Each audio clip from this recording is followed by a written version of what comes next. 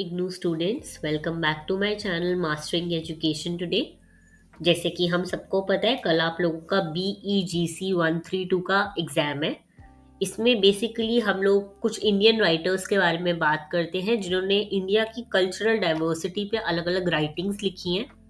Question इसी के around आते हैं यूजुअली कि इस राइटर ने इस चीज़ के बारे में क्या कहा, या फिर इस चीज़ के बारे में किस राइटर ने कहा है। ऐसे करके क्वेश्चंस आते हैं और कुछ आरटीसीज वगैरह आती हैं।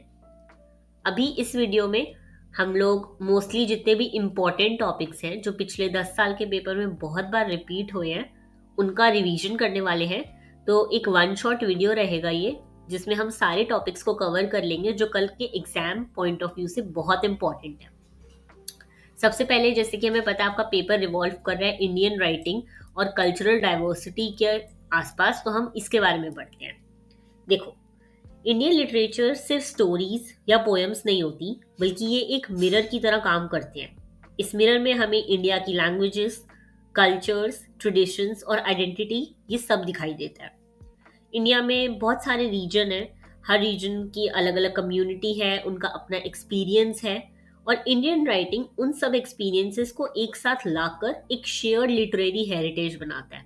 जैसे कि हमें पता है हमारी इंडिया में बहुत कल्चरल डाइवर्सिटी है, हर इंसान के अपने अपने रहने का तरीका अलग है, जैसी चीज़ें वो एक्सपीरियंस करते हैं उन सबका तरीका अलग है।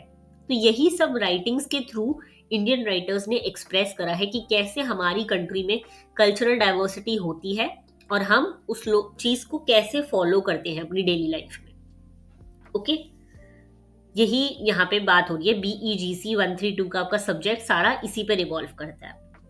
अब हम नेक्स्ट पढ़ते हैं प्लूरैलिटी एंड कल्चरल डाइवर्सिटी। ठीक है, बहुत इंपॉर्टेंट टॉपिक है, काफी बार पेपर में ऐसे डायरेक्ट क्वेश्चंस आ जाते हैं कि इसका मतलब क्या होता है और कैसे ये फॉलो होता है।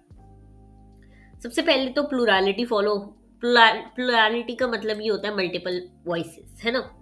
कि अगर हम इसकी बात करें तो इंडिया की लिटरेचर एक ही वॉइस में नहीं लिखी गई है, यानी कि एक ही बंदे के पर्सपेक्टिव से सारा लिटरेचर नहीं लिखा गया, क्योंकि हमारी कंट्री में कोई मेजर रिलीजन नहीं है, कोई मेजर कम्युनिटी नहीं है। इसलिए सबके अपने अपनी अलग अलग डिफरेंट पर्सपेक्टिव्स हैं, स्टोरी टेलिंग के तरीके हैं। यहाँ हिंदू, मुस्लिम, सिख, क्रिश्चियन, दलित, ट्राइबल, सबकी अपनी अलग अलग आवाज है। हर कम्युनिटी अपनी स्टोरी, अपनी प्रॉब्लम और अपना कल्चर लिटरेचर के थ्रू बताती है। इसलिए इंडिया लिटरेचर एक सिंगल स्टोरी नहीं, बल्कि बहुत सारी स्टोरीज का साथ में आना है। अगर हम इसका लिटरेरी एक्सप्रेशन देखें तो इंडियन राइटर्स अलग अलग स्टाइल यूज करते हैं। कहीं पे पोइट्री यूज होती है, कहीं पे फोक टेल्स यूज होती है, और कहीं पे मॉडर्न नॉवेल्स। इन सब के थ्रू राइटर्स आइडेंटिटी, बिलोंगिंग और कल्चर के क्वेश्चन को एक्सप्लोर करते हैं। जैसे कि they try to question themselves कि मैं कौन हूँ, मैं किस कल्चर से बिलोंग करता हूँ। वो सारे जो राइटर्स हैं अपनी पोएम्स में, अपनी राइटिंग्स में यही सब दिखाते हैं कि कैसे वो लिटरेचर के थ्रू अपने आप को एक्सप्रेस करते हैं। प्लूरल आइडेंटिटीज का मतलब क्या होता है? देखो, इंडियन लिटरेचर ये भी दिखाता है कि आइडेंटिटी ना एक सिंपल चीज नहीं है। हमारी कोई एक आइडेंटिटी नहीं होती। If I am a women, तो मैं एक बेटी हूँ, एक माँ हूँ, एक बहन हूँ, एक फ्रेंड हूँ। बहुत सारी अलग अलग आइडेंटिटीज होती हैं। ऐसे ही एक इंसान ना सिर्फ एक चीज का नहीं होता, उनका रिलीजन अलग हो सकता है, कास्ट भी होता है, उसमें लैंग्वेज भी होता है, रीजन भी होता है। इसलिए जो है इंडियन का जो टेक्स्ट है हमारा, वो भी काफी सारी लेयर्ड आइडेंटिटीज को सेलिब्रेट करते हैं, ना कि किसी एक फिक्स्ड आइडेंटिटी को। ओके, अब हम कुछ मेजर मेजर राइटिंग्स देखेंगे और देखेंगे कि उसमें किस चीज की बात हुई है। सबसे पहले हमारा आ जाता है the mad lover and subversion of norms. इसमें क्या बात हुई थी और कैसे इसने नॉर्म्स को चैलेंज करा, ये देखते हैं। सबसे पहले इन्होंने किस चीज को चैलेंज करा है। यहाँ पे हम देखते हैं कैसे लिटरेचर सोशल रूल्स को चैलेंज करता है। द मैड लवर जैसी कहानियां नॉर्मल लव और बिहेवियर के आइडिया को तोड़ती हैं। सोसाइटी जो एक्सेप्टेबल मानता है, ये टेक्स्ट उसके अगेंस्ट जाता है, बिकॉज इसमें बहुत सारा LGBT कम्युनिटी से रिलेटेड जितनी भी लव स्टोरीज हैं वो हैं। ओके, कल्चरल रिप्रेजेंटेशन, इस स्टोरी में पर्सनल इमोशंस और सोसाइटी के रूल्स के बीच का कॉन्फ्लिक्ट दिखाया गया है। एक तरफ इंडिविजुअल की फीलिंग्स हैं और दूसरी तरफ सोसाइटी की एक्सपेक्टेशंस। ये टेंशन इंडियन कल्चर का एक बहुत इंपॉर्टेंट पार्ट है। नेक्स्ट अगर हम देखें तो इस स्टोरी के थ्रू क्या लिटरेरी इनोवेशन हुआ है, जैसे कि स्टोरी का नाम ही है मैड लवर्स। तो मैड कैरेक्टर के थ्रू राइटर पूछता है कि कौन डिसाइड करता है कि कौन नॉर्मल है और कौन नहीं। इसी तरह लिटरेचर सेनिटी, लव और डिवोशन के ट्रेडिशनल आइडिया को क्वेश्चन करता है। बहुत बार आपने देखा होगा कि हम लोग बहुत ऐसी चीजें पढ़ते हैं जो हमें बहुत मूव कर देती हैं, हमें सोचने पे मजबूर कर देती हैं। तो ये एक ऐसी ही राइटिंग है जिसमें काफी सारी चीजों को क्वेश्चन करा गया कि किसने बनाया है कि एक लड़का लड़की ही प्यार कर सकते हैं और लड़की लड़की या लड़का लड़का नहीं। तो यही सब इस वाली राइटिंग के थ्रू दर्शाया गया है। नेक्स्ट हम बात करते हैं भक्ति एंड सूफी ट्रेडिशंस की। काफी ज्यादा इंपॉर्टेंट टॉपिक है, बहुत बार इस पे क्वेश्चन आता है, तो इसको अच्छे से करेंगे। पहले तो देखो भक्ति और सूफी ट्रेडिशंस में क्या क्या आया। सबसे पहले डिवोशनल मूवमेंट्स की बात हुई। भक्ति और सूफी मूवमेंट्स इंडिया के बहुत पावरफुल कल्चरल मूवमेंट्स रहे हैं। ये दोनों मूवमेंट गॉड से पर्सनल कनेक्शन पे फोकस करते हैं। यहाँ कास्ट, क्लास या रिलीजन से ज्यादा डिवोशन को इम्पोर्टेंस दिया गया है। यानी कि यहाँ पे भगवान और क्या कास्ट से आप बिलोंग करते हो, हिंदू मुस्लिम, ये सब नहीं करा गया। यहाँ पे आप कितना डिवोटेड हो उस भगवान की तरफ, उस पर फोकस करा गया है। ओके, यूनिटी इन डाइवर्सिटी की बात करी गई है। इन मूवमेंट्स में अलग अलग लैंग्वेजेस यूज हुई हैं, हिंदी, पंजाबी, बंगाली, उर्दू।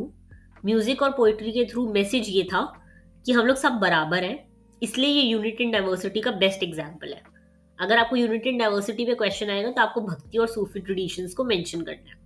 ओके, अब इसका लिटरेरी इम्पैक्ट क्या रहा। भक्ति और सूफी पोइट्री ने लिटरेचर को कॉमन लोगों तक पहुंचाया।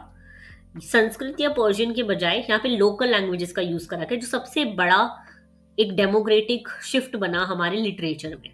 क्योंकि हमारे लिटरेचर में इंग्लिश वगैरह इन सब का ज्यादा यूज रहता था, पर नहीं, यहाँ पे बेसिक लैंग्वेजेस का यूज हुआ जो हमारे इंडिया में यूज होती है। ओके, अब हम बात करते हैं लैंग्वेज पॉलिटिक्स की, जो इंडियन राइटिंग्स में काफी दिखता है। इसमें सबसे पहले आ जाता है हिंदी और उर्दू का डिवाइड। हिंदी और उर्दू पहले एक ही लैंग्वेज जैसे थे, पर पॉलिटिक्स और रिलीजन की वजह से डिवाइड हो गए हैं। अब लैंग्वेज आइडेंटिटी का मार्कर बन गई है कि कौन किस कम्युनिटी से है। बहुत बार ऐसा हो सकता है कि एक हिंदू है जिसको उर्दू आती हो, बट आज के टाइम पे हम लोगों के दिमाग में इतने प्री कंसीव्ड नोशन हो गए कि हम लोग मानते हैं कि अगर कोई हिंदी राइटिंग है या कोई उर्दू राइटिंग है तो वो इंसान भी उसी कम्युनिटी से बिलोंग करता होगा। ठीक है, इंग्लिश एज अ पावर, हमने इंग्लिश लैंग्वेज को बहुत ज़्यादा पावर दे दी है। कॉलोनियल टाइम से इंग्लिश पावर और प्रेस्टीज की लैंग्वेज बन गई थी। जैसे कि आपको पता है मिडिल क्लास को इंग्लिश एलीट क्लास बोला गया था। तो इंग्लिश बोलना मतलब बेटर एजुकेशन और बेटर अपॉर्चुनिटीज। आज भी इंग्लिश एक पावर सिंबल की तरह मानी जाती है। बहुत बार हमने देखी है स्कूल्स में इंग्लिश पे ज़्यादा जोर होता है रादर देन हमारी basic language that is Hindi. Multilingual reality, Indian writers अक्सर मल्टीपल लैंग्वेजेस के बीच लिखते हैं। ज़रूरी नहीं है वो कोई एक ही लैंग्वेज फॉलो कर रहे हो। और लैंग्वेज अगर आपको बहुत सारी आती है तो ये आपको एक चॉइस डिसाइड करता है आपका कि कौन ऑडियंस होगी और राइटर किस कल्चर से ज़्यादा जुड़ेगा। ओके, नेक्स्ट हम आ जाते हैं ghazal form and mother tongue poetry. ये भी एक फॉर्म ऑफ राइटिंग है। इसमें सबसे पहले हम गज़ल ट्रेडिशन की बात करते हैं। अगर गजल एक परसो अरेबिक फॉर्म है जो इंडिया में अडाप्ट हो गई। लव, लॉस और लॉन्गिंग जैसे इमोशंस को एक्सप्रेस करने के लिए ये यूज होती है, और ये कल्चरल हाइब्रिडिटी का परफेक्ट एग्जाम्पल है। अगर हम देखें तो बहुत ऐसी गजलें हैं जिसमें उर्दू के वर्ड्स यूज होते हैं, लेकिन वो लिखी इंडिया में गई है। तो ये चीज का ट्रेडिशन जो है फॉलो होने लग गया है, और ये एक लिटरेचर के आउट ऑफ द वे जाकर है। ठीक है, इसमें बहुत फेमस है Padma Sachdev's voice, mother tongue poem इन्होंने करी थी, लिखी थी। और इसमें ये दिखाया गया है कि अपनी लैंग्वेज में लिखना इमोशन होता है। डोगरी में लिखना एक स्ट्रगल भी है और स्ट्रेंथ भी, स्पेशली जब हिंदी डोमिनेट करती है। ऑब्वियसली अगर आप एक ऐसे रीजन में हो जहाँ पे एक लैंग्वेज बहुत डोमिनेटिंग है और आप कोई ऐसी लैंग्वेज यूज कर रहे हो जिसका ज़्यादा यूज नहीं है, तो ये आपका पेन पावर दोनों चीज़ दिखाती है कि आप एक तो आपको ऐसी लैंग्वेज भी आती है जिसका ज़्यादा यूज नहीं है, और एक स्ट्रगल भी दिखाती है क्योंकि आपकी वो लैंग्वेज इतनी फेमस नहीं है। ओके, नेक्स्ट हम बात करते हैं marginalised voices, that is Dalit literature. ये भी बहुत ज़्यादा इंपॉर्टेंट है बिकॉज दलित लिटरेचर पे बहुत बार क्वेश्चन आता है। दलित लिटरेचर क्या यूज करती है? देखो, एक तो ब्रेकिंग साइलेंस की बात करते हैं। दलित लिटरेचर ने उन लोगों को आवाज दी जिनको पहले इग्नोर किया गया था। ये मेन स्ट्रीम लिटरेचर का काउंटर नैरेटिव है, यानी कि बहुत बार प्रिविलेज्ड लोग जो हैं वो दलित के पर्सपेक्टिव को समझ के चीजें लिखते हैं, लेकिन जरूरी नहीं है वो पर्सपेक्टिव एकदम सेम हो या फिर एकदम सही हो। इसलिए दलित लिटरेचर, दलित लोगों ने जब खुद लिखी तो उन्होंने मेन स्ट्रीम रियलिटी दिखाई कि क्या चीज वो सही में सफर करते हैं। ओके, रेजिस्टेंस राइटिंग आई इसमें। ये सिर्फ सफरिंग की बात नहीं करते बल्कि डिग्निटी और रेजिस्टेंस की बात करते हैं। ब्राह्मणिकल ट्रेडिशंस को ओपनली चैलेंज करा था इन लोगों ने। ओके, इसमें काफी सारे न्यू पर्सपेक्टिव्स आए। दलित राइटर्स इंडियन हिस्ट्री को नीचे से देखते हैं, जो बिल्कुल ही नया एंगल है। इसको हम एक दूसरा पॉइंट ऑफ व्यू भी कहते हैं। मेरे को अभी कुछ नाम नहीं याद आ रहा, इसका कुछ अलग सा नाम होता है, बिकॉज इसमें आप अपने पॉइंट ऑफ व्यू के हिसाब से लिख रहे हो। सबऑल्टर्न, यस, इन्हें सबऑल्टर्न राइटिंग्स कहते हैं, जहां पे आपने जो आपके बारे में चीजें लिखी गई हैं आप उस पर खुद लिख के बताते हो कि ये सही है कि नहीं। ओके, तो ये सबऑल्टर्न राइटिंग्स भी होती हैं जो दलित अपने पर्सपेक्टिव से खुद लिखते हैं। नेक्स्ट आती है नॉर्थ ईस्ट इंडियन लिटरेचर्स। इसमें पहली बात तो डिस्टिंक्ट कल्चरल स्पेस का यूज हुआ। नॉर्थ ईस्ट का लिटरेचर अपनी अलग आइडेंटिटी रखता है। ये पैन इंडियन स्टोरीज में इजीली फिट नहीं होता, इसलिए इनको अलग से नाम दिया गया था नॉर्थ ईस्ट इंडियन लिटरेचर्स का। आइडेंटिटी एंड मॉडर्निटी, यहाँ के राइटर्स ट्रेडिशन और मॉडर्निटी के बीच का कॉन्फ्लिक्ट दिखाते हैं। साथ ही मार्जिनलाइजेशन का इशू भी रेस करते हैं, बिकॉज ये मार्जिनलाइज कम्युनिटी में आते हैं। लिंग्विस्टिक एक्सप्रेशन, बहुत सारी लैंग्वेजेस और ओरल ट्रेडिशंस हैं, पर ट्रांसलेशन की प्रॉब्लम की वजह से लिटरेचर कम सर्कुलेट होता है, बिकॉज लैंग्वेज का issue again. Okay, women voices in Indian writing बहुत इंपॉर्टेंट टॉपिक है, बहुत बार पेपर में पूछा जाता है। देखो, एक तो विमेन वॉइस है तो यानी कि फेमिनिन पर्सपेक्टिव दिखाएंगी। विमेन राइटर्स ने पैट्रियार्की को चैलेंज किया और कल्चर को फीमेल एंगल से देखा। इसमें बहुत फेमस आ जाती है चंद्रबाती रामायणा। इस रामायणा में सीता के दुख और इमोशंस पे फोकस है, ना कि राम के हीरोइज्म पे। ये मेल सेंटर्ड ट्रेडिशन को सबवर्ट करता है। ठीक है, कि हमें पता है रामायण ज्यादातर राम जी और लक्ष्मण जी इन सब पे, रावण, इस सब पे बेस्ड है, बट ये जो है इसमें विमेन के पर्सपेक्टिव से दिखाया गया। ओके, रिक्लेमिंग नरेटिव और अथॉरिटी, विमेन राइटर्स अपनी कहानी खुद लिखने का राइट क्लेम करती हैं, क्योंकि जो चीजें जो लोग फील करते हैं वो ज्यादा बेटर लिख सकते हैं। ओके, इंटरसेक्टिंग आइडेंटिटी, जेंडर के साथ कास्ट, क्लास और रिलीजन का इंटरसेक्शन भी एक्सप्लोर हुआ, बिकॉज हमें पता है कि विमेन ऑलरेडी बहुत ज्यादा मार्जिनलाइज्ड है, बट एक दलित वुमेन दलित होने की वजह से और ज्यादा मार्जिनलाइज्ड है। ओके, अब हम कुछ मेजर थीम्स देखेंगे जो इंडियन लिटरेचर में फॉलो होते हैं। एक तो है लैंग्वेज एंड पावर। लैंग्वेज सिर्फ कम्युनिकेशन के लिए यूज नहीं होती, एक पावर का टूल भी है। जैसे कि आपको इंग्लिश आती है तो आपके पास एक पावर है ना। आइडेंटिटी पॉलिटिक्स, बिलोंगिंग और एक्सक्लूजन के क्वेश्चन लिटरेचर का सेंटर बन गए हैं, कि कौन किसको बिलोंग करता है, कौन सी कम्युनिटी से है, ये सब। कल्चरल नेगोशिएशन, ट्रेडिशन और मॉडर्निटी के बीच कॉन्स्टेंट डायलॉग चलता रहता है कि क्या बेटर है ना। Literature as critic, Indian literature society को क्वेश्चन करती है और बेटर फ्यूचर इमेजिन करवाती है, बिकॉज हम लिटरेचर का क्रिटिक करते हैं तो ही हम लोग चीजें पढ़ते हैं तो हम जानते हैं कि हाँ दुनिया में क्या चल रहा है।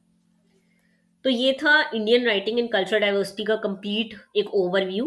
अगर आप एग्जाम के लिए कल के लिए प्रिपेयर कर रहे हो तो ये मोर देन इनफ है। आपका 70 to 80% सिलेबस मैंने इस वीडियो में कवर करा दिया है।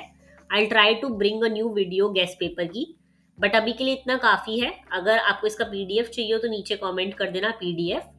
All the very best for your exam tomorrow.